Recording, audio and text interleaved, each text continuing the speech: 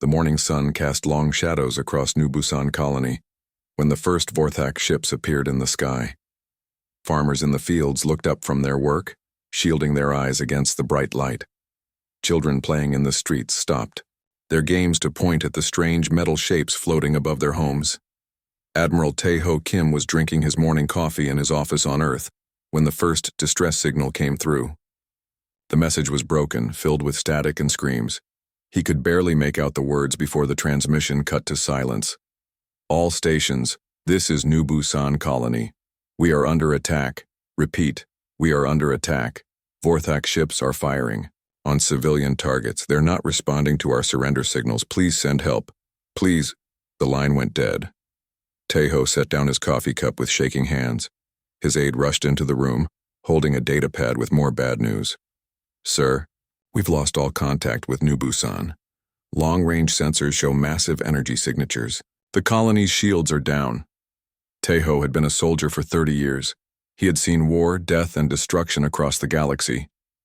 But New Busan was different. It was home to 50,000 people, families, children, old people who had lived their whole lives in peace. Get me Dr. So-young Park, he ordered, and patch me through to the Galactic Council. Now. Dr. Park arrived within minutes. She was humanity's chief voice in dealing with other alien species. For 20 years, she had worked to keep peace between humans and the hundreds of other races in the galaxy. Her face was pale as she read the reports. The Vorthaks have never done anything like this before, she said. Yes, they're aggressive, but they usually make demands first. They give warnings. This is just murder. Captain Dongwoo Lee entered the room without knocking.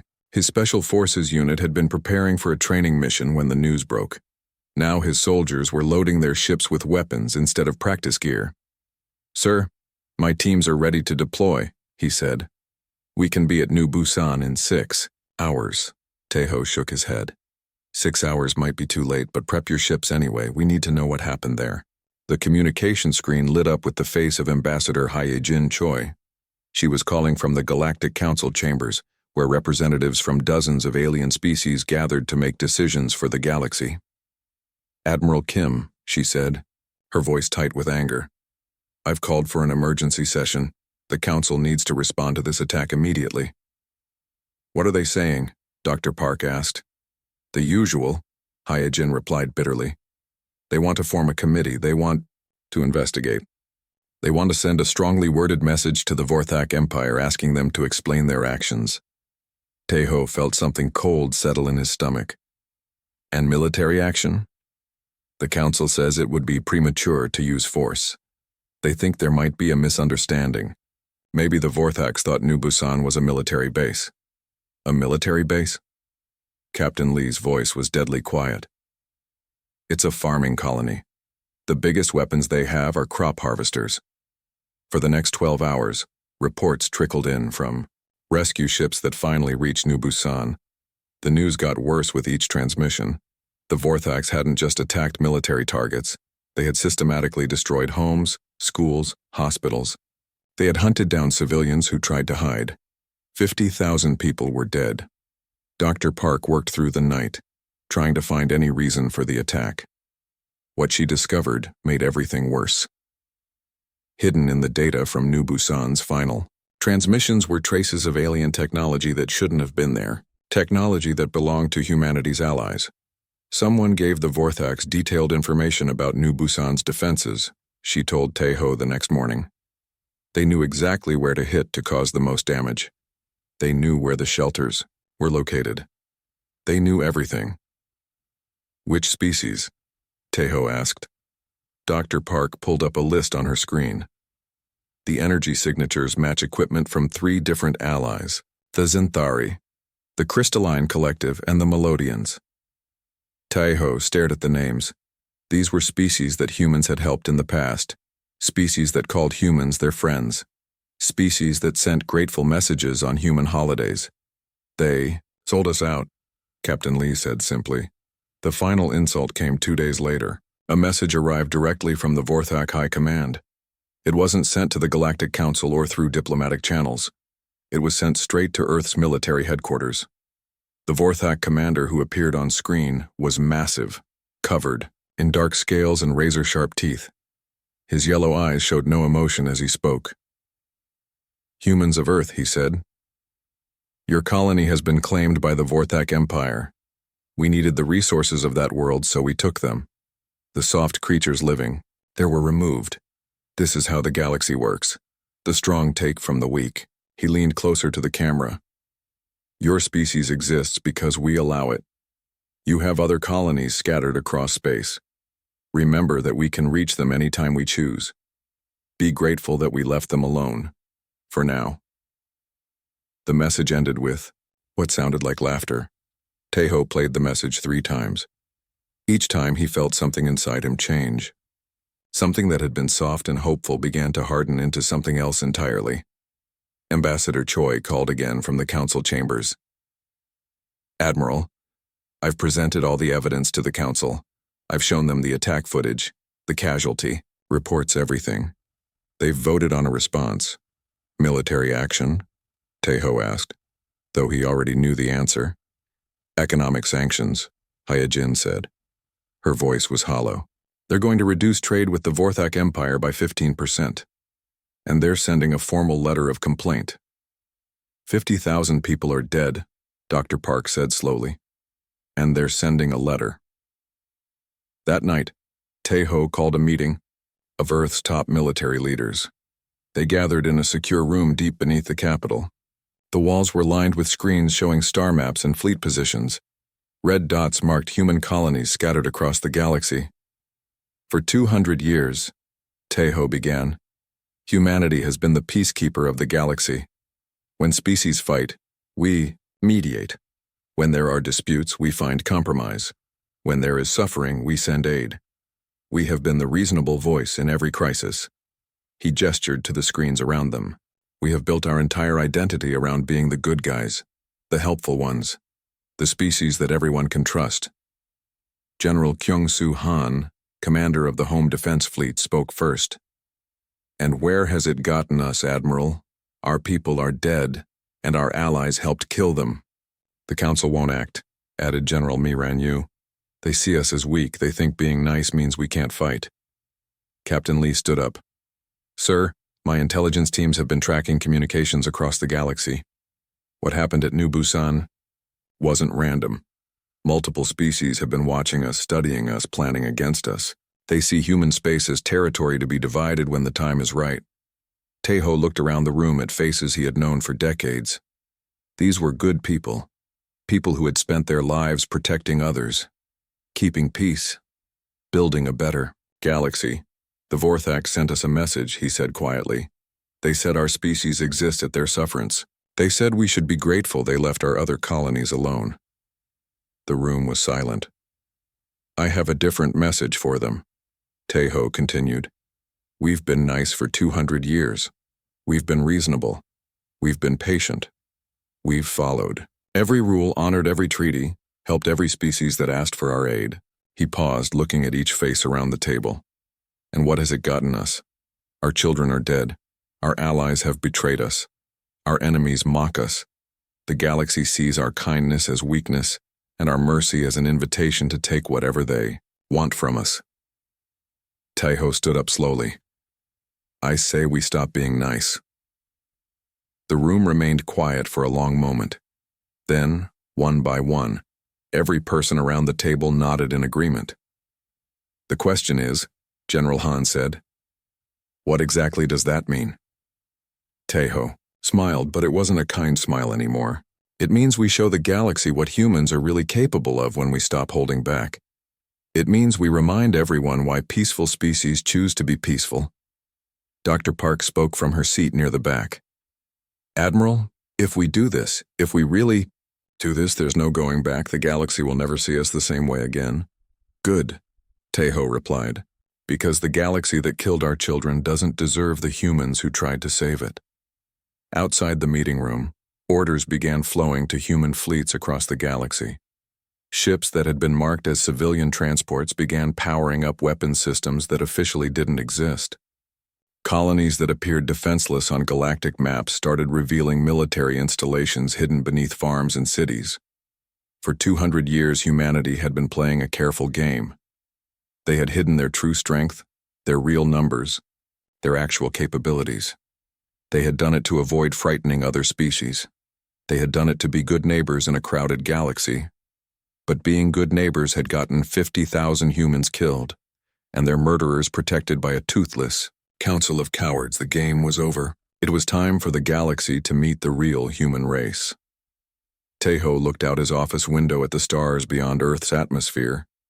Somewhere out there, the Vorthax were celebrating their easy victory. Their allies were congratulating themselves on a successful betrayal. The Galactic Council was drafting their useless letter of complaint. Captain Dongwu Li stood in front of a massive wall screen showing star maps of the entire galaxy. Red dots marked every place where humans lived or worked. There were far more red dots than anyone outside of Earth's military command had ever known about. "Show them the real numbers," Admiral Tejo Kim ordered. The screen changed. Suddenly, there weren't just the 50 human colonies that appeared on official galactic records. There were over 300 settlements, mining operations, research stations, and hidden bases scattered across space. Dr. So Young Park gasped. "I didn't know we had so many people out there." "Nobody was supposed to know," Tejo replied. "For the past 100 years, we've been quietly spreading across the galaxy. Every time we found a good world, we sent settlers. But we only reported half of our colonies to the Council." "Why?" Dr. Park asked. Captain Lee answered for him. "Because we learned early that other species get nervous when they think humans are growing too fast. So we hid our real expansion. We let everyone believe we were smaller and weaker than we actually are." The screen zoomed in on a system near Vorthax space. It showed what galactic records listed as uninhabited mining asteroids. But the real scan showed massive shipyards hidden inside the rocks, building vessels that didn't appear on any official human fleet roster. "How many ships do we really have?" Dr. Park whispered. "The galaxy thinks humanity operates about 2,000 military vessels," Tejo said. "The real number is closer to 50,000. General Miran Yu entered the room carrying a data pad with urgent messages. "Admiral, Captain Lee's intelligence teams have been digging deeper into the New Busan attack. What they found is worse than we thought."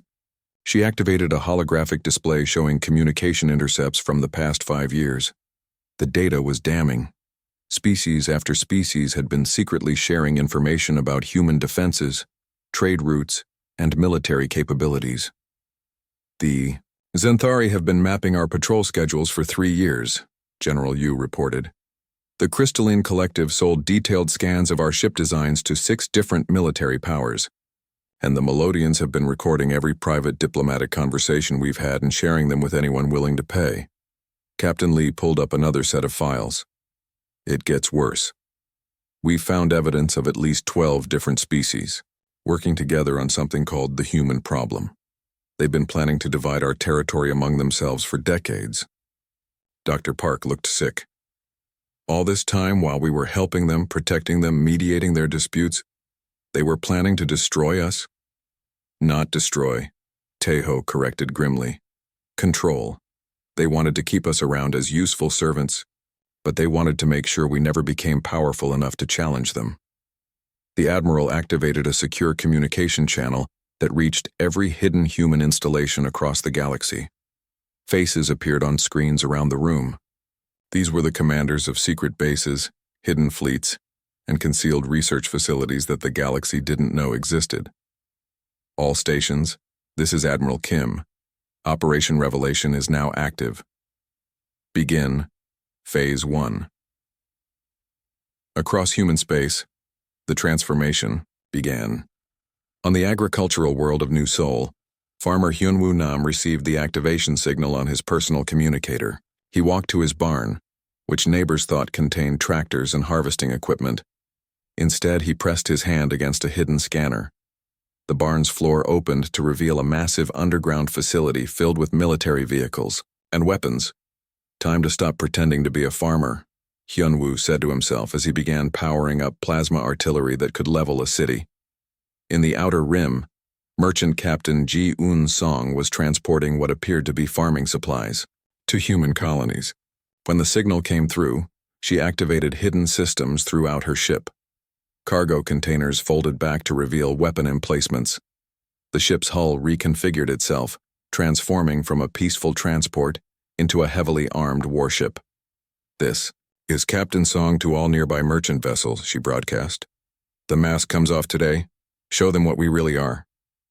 Across the galaxy, dozens of other merchant ships began their own transformations. The civilian fleet that other species thought was harmless revealed itself to be a hidden navy. On Research Station Kepler-7, Dr. Min-Ho Park had spent years studying alien biology and technology while pretending to work on peaceful scientific projects. In reality, he had been developing weapons specifically designed to exploit the weaknesses of every major alien species. "Finally," he muttered as he began mass-producing devices that would turn alien physiology against itself. No more pretending to be interested in their cultures for scientific understanding. The first test of humanity's real capabilities came when a Vorthak patrol fleet approached the human system of Sejong. The 3 Vorthak ships expected to find a lightly defended research colony. Instead, they found Captain Bo Rahan waiting for them with what sensors showed as a single human cruiser. "Unknown human vessel," the Vorthak commander transmitted. "Withdraw immediately or be destroyed. This system now belongs to the Vorthak Empire."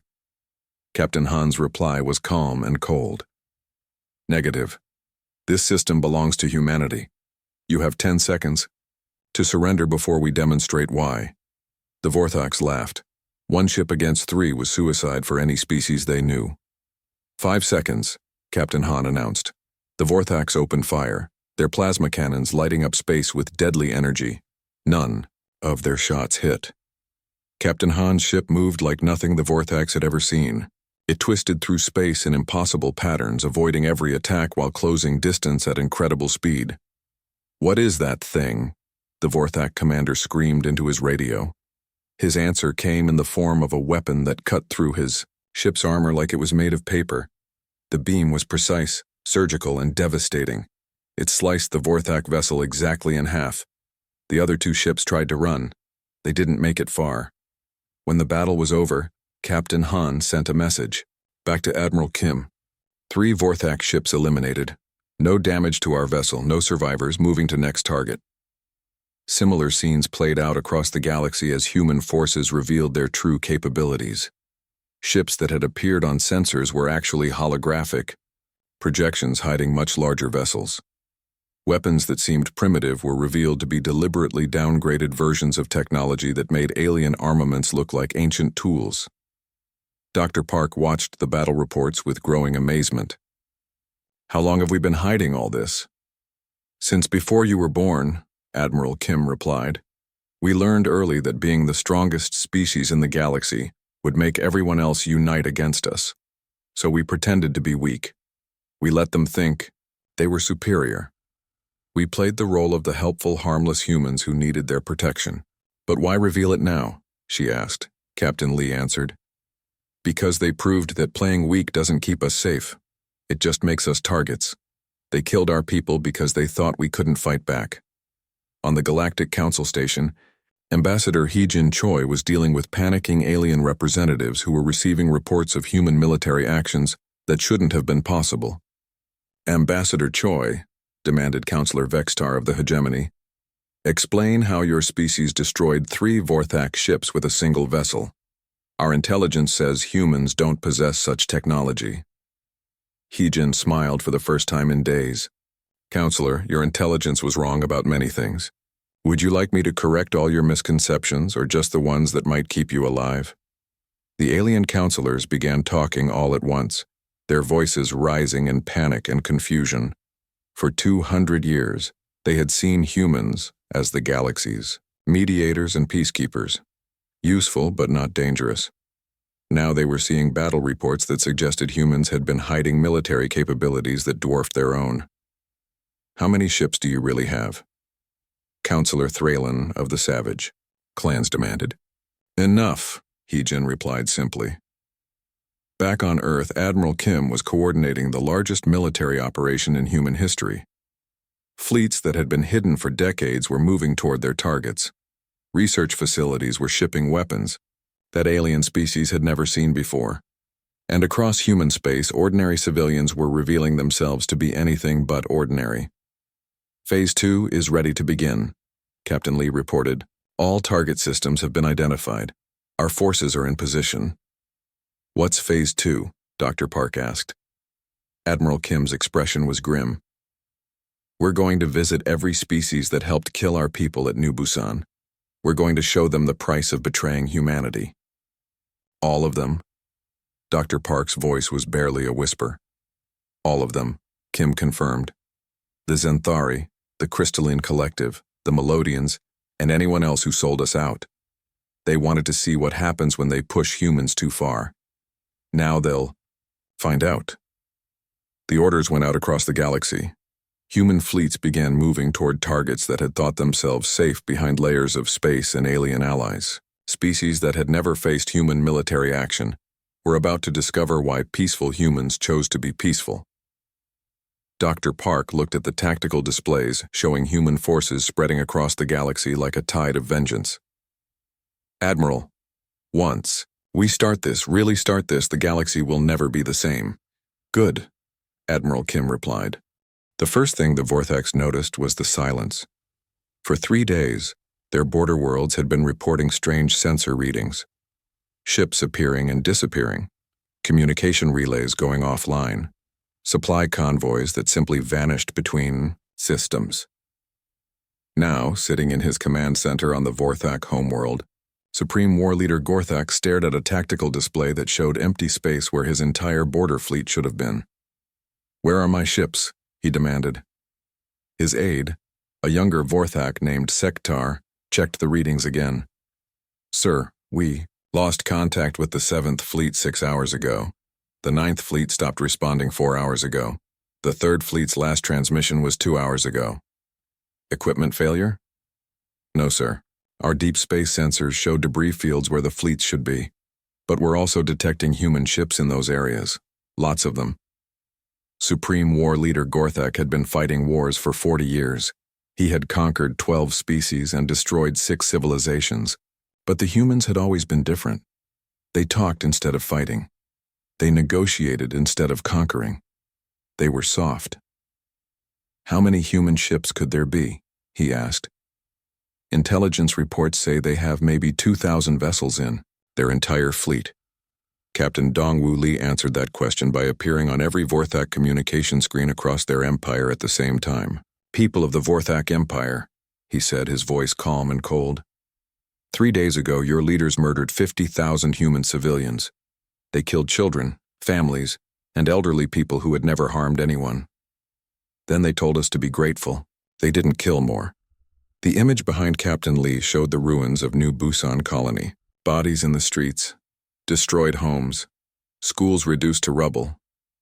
Your leaders made a mistake, Lee continued. They thought humans were weak because we chose peace. They thought we couldn't fight because we preferred to negotiate. They were wrong. The screen switched to show space battles. Vorthak ships exploding under weapons fire that cut through their armor like it was made of paper. Entire Vorthak fleets being destroyed by human vessels that moved faster and hit harder than anything the galaxy had ever seen. This is what happens when you murder our people, Captain Lee said. This is what happens when you mistake our kindness for weakness, and this is only the beginning. The transmission ended. Across the Vorthak Empire, panic began to spread. On Earth, Admiral Tae-ho Kim was coordinating the largest military campaign in galactic history. The wall screens in his command center showed human fleets moving against targets across the galaxy. Not just Vorthak targets, but systems belonging to every species that had helped betray humanity. Report from the Zenthari front, called out General Miran Yu. Our Biological Warfare Division has deployed Agent 7 against their 3 largest colonies. Dr. So Young Park looked up from her station. Agent 7? What's that? Captain Lee answered. A virus specifically designed to target Zenthari physiology. They like to use biological weapons against other species. Now they get to experience their own preferred method of warfare. You created a virus that only affects them? Dr. Min-Ho Park's research team has been studying alien biology for 20 years, Admiral Kim explained. We know exactly how to hurt every species in the galaxy. We just chose not to use that knowledge until now. The screens showed Zenthari, cities where the population was collapsing from a plague that seemed to come from nowhere. It spread faster than their medical teams could respond to it, and their own immune systems were useless against it. The Zenthari High Command is requesting a ceasefire, General Yu reported. They're offering to pay reparations for their role in the New Busan attack. Denied, Admiral Kim said without hesitation. They had their chance to be reasonable when our people were alive. Now they get to learn what happens to species that help kill humans. Meanwhile, Captain Bo-Ra Han was leading the assault against the Crystalline Collective. Her stealth fleet had surrounded their core systems without being detected. The Crystallines prided themselves on their advanced sensor technology, but human stealth systems had been designed specifically to fool them. All units, this is Captain Han, she transmitted to her fleet.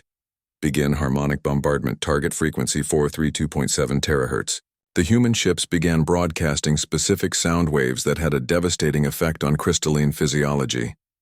The aliens' crystal-based bodies resonated with the frequency, creating vibrations that tore them apart from the inside. Entire crystalline cities crumbled as their inhabitants literally shattered. It was poetic justice.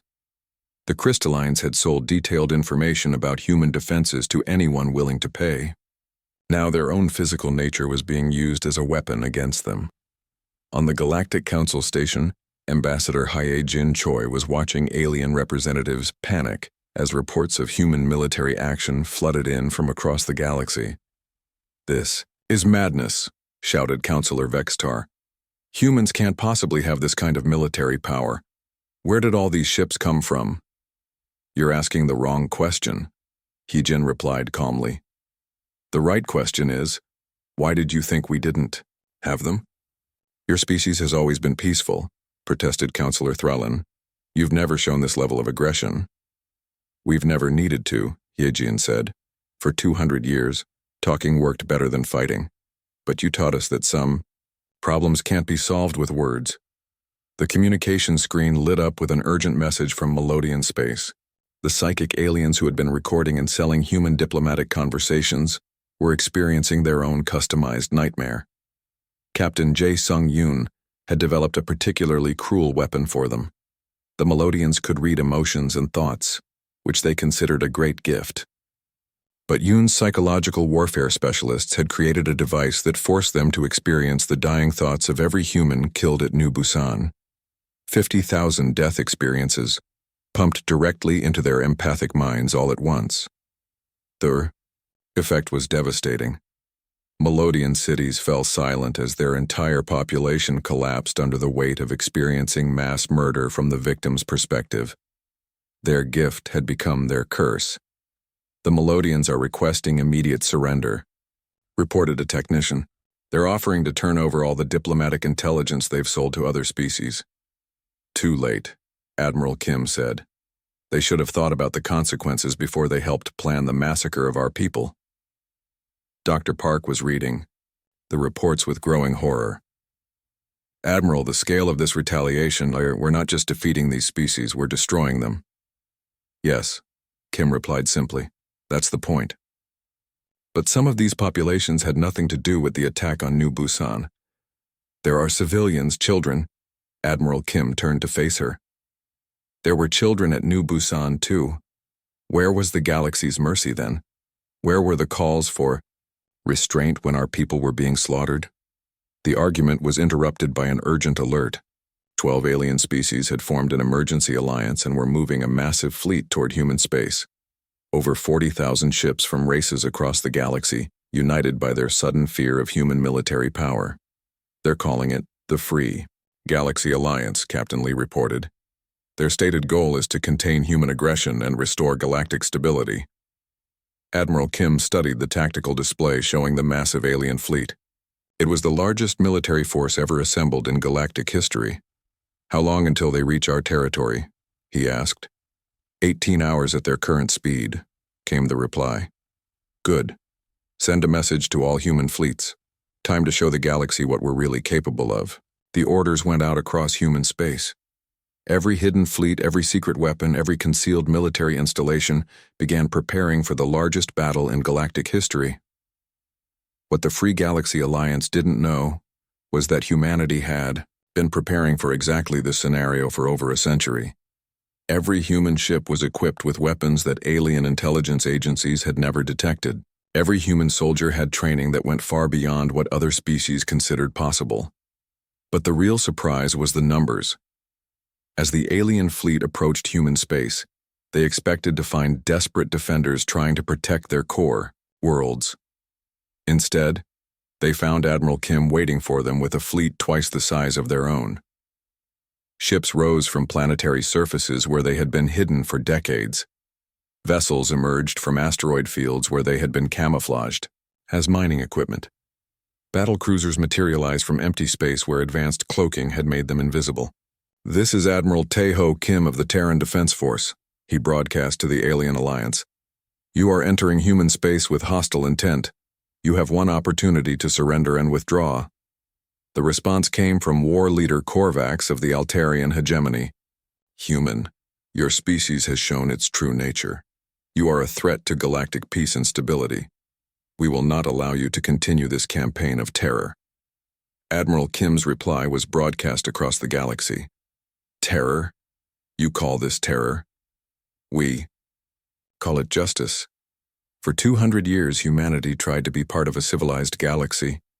We mediated your disputes, protected your colonies, and shared our resources. In return, you helped our enemies murder our children." The human fleet began, moving into battle formation. Each ship was larger and more heavily armed than alien intelligence had suggested was possible. The galaxy burned. From his command center on Earth, Admiral Tae-ho Kim watched tactical displays showing human fleets moving across star systems like a wildfire. Red markers showed alien worlds under attack. Blue markers showed human victories. There were far more blue markers than red ones. "Status report," he ordered. General Miran Yu stepped forward with a datapad. "The Zenthari Empire has collapsed completely. Their home system fell 6 hours ago. The biological weapon eliminated 90% of their population. The survivors are requesting permission to evacuate to neutral space." "Denied," Admiral Kim said without emotion. "They made biological weapons a part of galactic warfare. Now they can live with the consequences." Captain Dongwoo Lee pulled up. Another tactical display. "The crystalline collective is gone. Captain Han's harmonic weapons shattered their last stronghold this morning. Their entire species may be extinct." "The Melodians?" Dr. So-Young Park asked quietly. "Still alive but broken," Captain Lee replied. "The psychological warfare worked too well. Most of them are in permanent mental shock from experiencing the New Busan massacre. They can't function as a civilization anymore." Dr. Park looked sick. "We're not just winning this war. We're erasing entire species from existence." "Good," Admiral Kim said coldly. "Maybe the next species that thinks about betraying humanity will remember what happened to these ones." The door opened and Ambassador Hyejin Choi entered, fresh from another session with what remained of the Galactic Council. Her face was grim. "The Council is in complete chaos," she reported. "Half the species are begging for protection from human forces. The other half are trying to organize another military alliance against us." "Let them try," Admiral Kim replied. "How many ships do they have left?" "Maybe 15,000 across all remaining species," Hyejin said. "But Admiral, they're talking about using weapons that have been banned for centuries. Planet killers, star breakers, things that could destroy entire solar systems." For the first time in days, Admiral Kim looked concerned. "Are they that desperate?" Captain Lee activated a secure communication channel. The screen filled with the face of Commander Jae-Sung Yoon, who was leading the assault on the former Vorthak homeworld. "Commander, report on the Vorthak situation." Yoon's armor was scorched from battle, but his voice was steady. "Sir, we've taken their capital city. Supreme War Leader Gorthak is dead. The remaining Vorthak forces are scattered across their outer colonies, but they're not organized enough to mount any serious resistance. Casualties? Admiral Kim asked. Minimal on our side, heavy on theirs. The plasma bombardment was very effective. Against their urban centers, Dr. Park couldn't stay quiet anymore. Commander Yoon, what you're describing sounds like the systematic destruction of an entire civilization. These are war crimes by any galactic standard. Commander Yoon's expression didn't change. Doctor, with respect, galactic standards died at New Busan. We're operating under human standards now. Admiral Kim cut the connection and turned to Dr. Park. Doctor, I understand your concerns, but remember who started this war. Remember who decided that murdering 50,000 civilians was an acceptable way to steal resources. I remember, Dr. Park said. But we're becoming the very thing we claim to be fighting against. We're becoming the monsters. No, Admiral Kim replied firmly. Monsters kill innocents for profit. We're killing the guilty for justice. There's a difference. The conversation was interrupted by an urgent alert. A new alien fleet had appeared at the edge of human space. This one was different from the others. Sir, called a technician, we're detecting massive energy signatures from the incoming fleet. These aren't standard military vessels. Some of these ships are reading as Planet Killer class weapons. Captain Lee studied the sensor data. 47 species have contributed ships to this fleet. They're calling themselves the Last Alliance. Their leader is broadcasting a message on all frequencies. The main screen activated, showing an alien Admiral Kim didn't recognize. The creature was tall, with multiple arms and eyes that glowed with internal fire. Humans of Earth, the alien said. I am Supreme Admiral Zekthanos of the Last Alliance. Your species has become a plague upon the galaxy. You have destroyed civilizations, eliminated entire species, and shown no mercy to any who oppose you. The alien leaned closer to the camera. We tried diplomatic solutions. We tried negotiations. We tried to find a peaceful end to this madness. But you have proven that your species cannot be reasoned with. Behind the alien, the screen showed weapons that made Admiral Kim's blood run cold. Star-breaking artillery that could cause suns to explode. Planet crackers that could split worlds in half. Virus bombs that could sterilize entire solar systems. Therefore, Admiral Zekthanos continued, we have decided to end this threat once and for all. We are going to destroy the human home system. We are going to eliminate Earth itself and everyone on it. Then we will hunt down every human colony in the galaxy until your species is nothing but a memory. The transmission ended. The command center fell silent. For 200 years, Earth had been safe behind layers of defenses and diplomatic protection.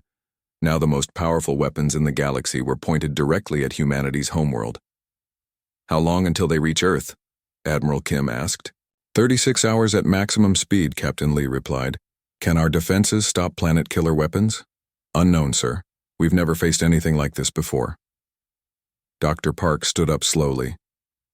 Admiral, maybe it's time to consider a ceasefire. Maybe we can negotiate. No.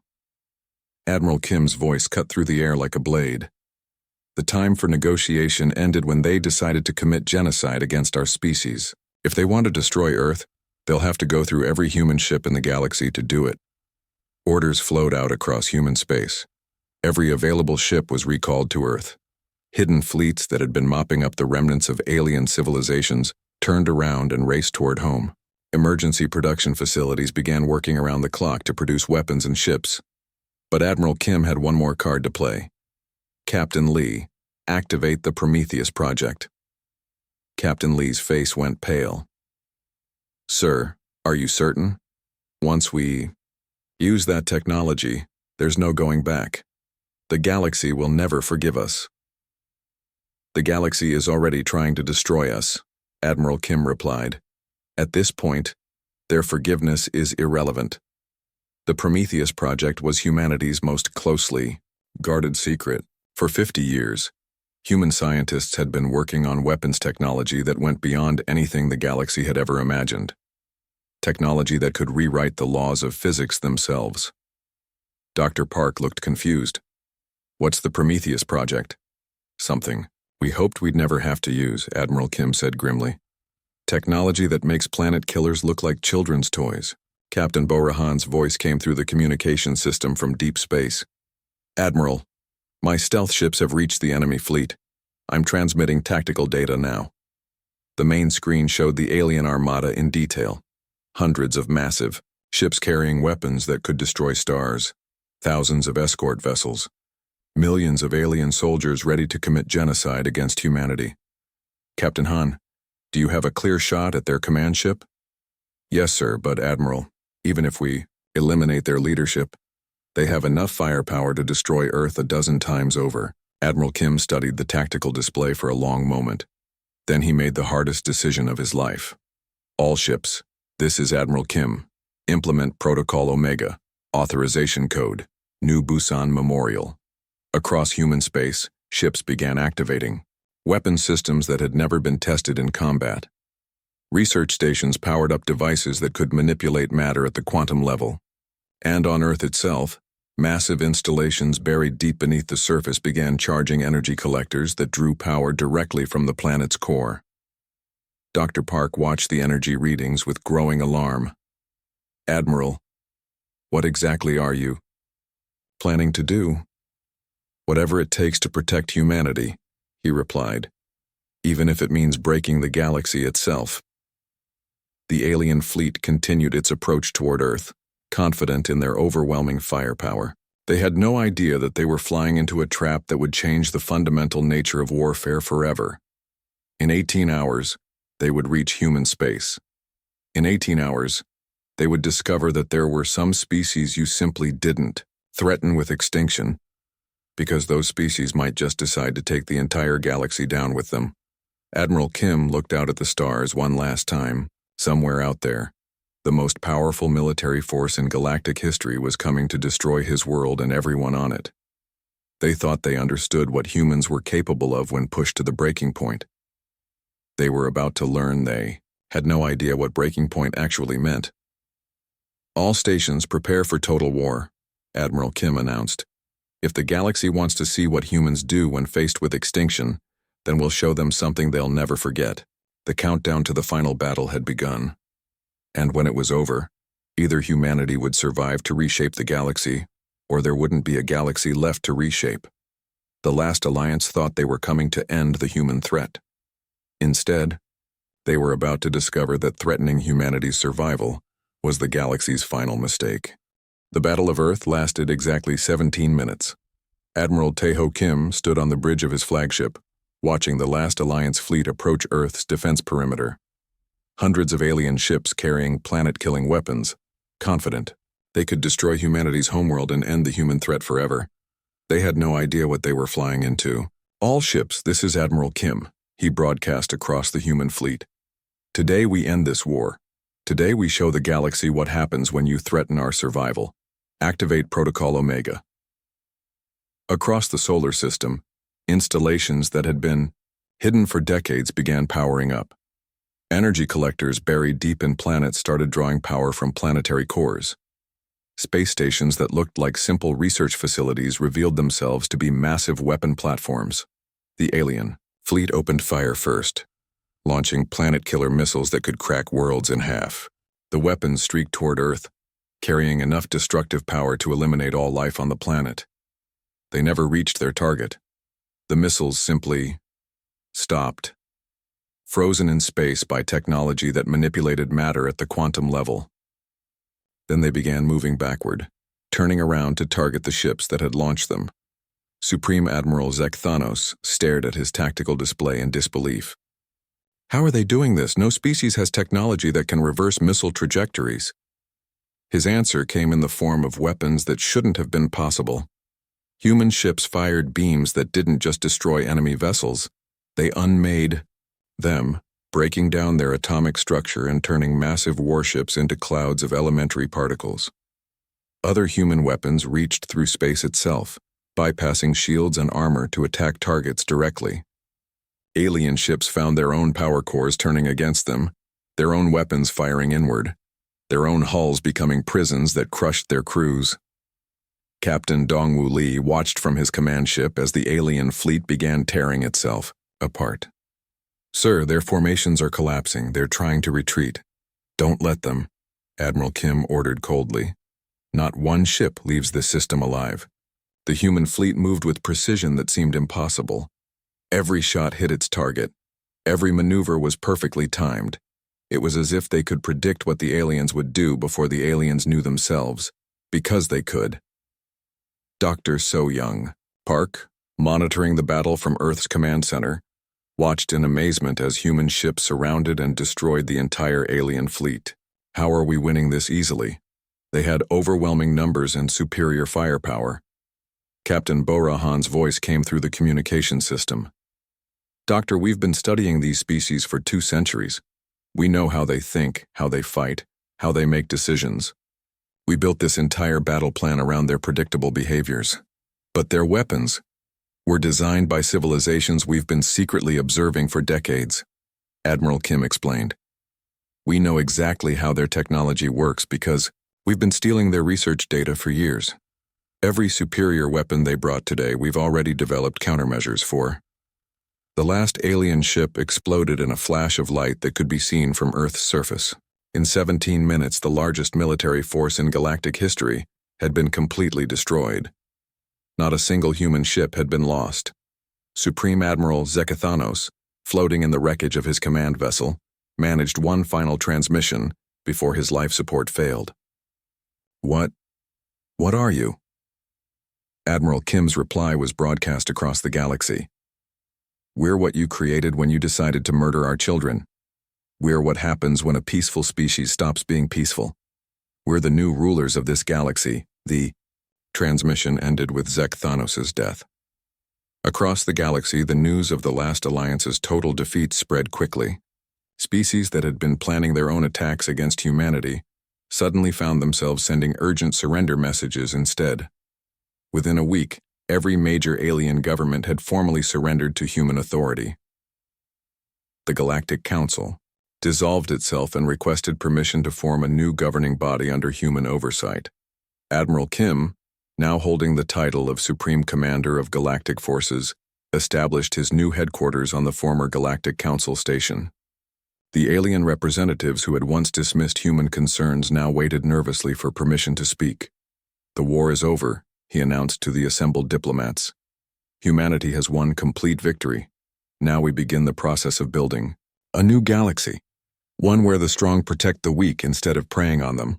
Ambassador Hyejin Choi, now serving as Director of Alien Relations, presented the terms of the new order. They were not negotiable. "All species will submit to human oversight of their military forces," she announced. "No weapons above Class 7 may be produced without human approval. All interspecies conflicts will be mediated by human authorities." "What about our sovereignty?" asked one of the few remaining alien counselors. "You gave up your sovereignty when you decided to commit genocide against our species," Hyejin replied calmly. "You can keep your cultures, your governments, and your way of life, but you will never again have the power to threaten innocent people." Dr. Park, now heading the new Galactic Research Institute, was working to preserve alien cultures and knowledge even as human authority spread across the galaxy. She found the work bittersweet. "We're saving their histories and traditions," she told Admiral Kim during one of their meetings, "but we're also making sure they can never threaten anyone again. Is this really better than the old system? Ask the 50,000 people who died at New Busan," Admiral Kim replied. "Ask the billions who would have died if we'd let the cycle of violence continue. Sometimes peace can only be achieved through overwhelming strength." Captain Lee, now Director of Galactic Security, was implementing systems to prevent future conspiracies against human authority. His network of monitors and informants ensured that any species planning rebellion would be detected long before they could act. "The key is making sure they remember the consequences," he explained to his staff. "Every alien child needs to learn what happens when you betray humanity. Fear will keep them peaceful when friendship couldn't." On the rebuilt colony of New Busan, now a memorial to the civilians who had died there, Admiral Kim walked among the graves of the 50,000. The colony was thriving again, protected by defense systems that could repel any conceivable attack. A young human officer approached him. "Sir, The Karathi delegation is here for the memorial service. They want to pay their respects to the victims. Admiral Kim nodded. The Karathi were one of the few species that had remained neutral during the war. They had even offered aid to human refugees. They were proof that not all aliens were enemies. Let them through, he said, and make sure they're treated with respect. Honor should be rewarded, even from former enemies. The memorial service was attended by representatives from dozens of species. They came not out of friendship but out of requirement. Human law now mandated that all alien governments send delegations to remember the massacre that had started the war. As Admiral Kim gave his speech, he looked out at the alien faces in the crowd. Some showed genuine remorse. Others showed barely, hidden fear. A few showed the kind of hatred that could never be completely eliminated. The people who died here were farmers, teachers, children, and grandparents, he said. They were killed because their murderers thought humanity was too weak to respond. They were wrong. He gestured to the memorial wall, which showed the names of every victim. These names represent more than 50,000 lives. They represent the end of one age and the beginning of another, an age where the strong protect the weak instead of exploiting them. Never again will any species be allowed to commit genocide, Admiral Kim continued. Never again will the innocent be slaughtered for resources or territory. And never again will humanity make the mistake of trusting those who see kindness as weakness. The ceremony ended with a moment of silence for the dead.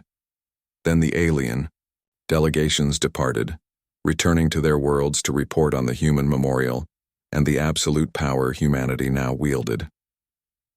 Later that evening, Admiral Kim stood alone in his office, looking out at the stars. The galaxy was at peace, but it was a peace built on fear rather than trust. Human ships patrolled every sector. Human laws governed every world. Human authority was absolute and unquestioned. Dr. Park entered without knocking, as she had done for years. Having second thoughts? She asked. Every day, Admiral Kim admitted. But then I remember the alternative. If we hadn't acted when we did, the genocide would have continued. More species would have died. The cycle of violence would have consumed the entire galaxy. And now? Now the galaxy is safe. Not free, but safe. Species can develop their cultures, explore space, and build better lives for their people. They just can't do it while threatening their neighbors. Dr. Park sat down across from him. The children being born today will grow up in a galaxy where humanity rules everything. They'll never know the world we grew up in, where different species work together as equals. They'll also never know a world where 50,000 civilians can be murdered and their killers protected by international law, Admiral Kim replied. Every system has costs. I'd rather live with the cost of absolute power than the cost of absolute powerlessness.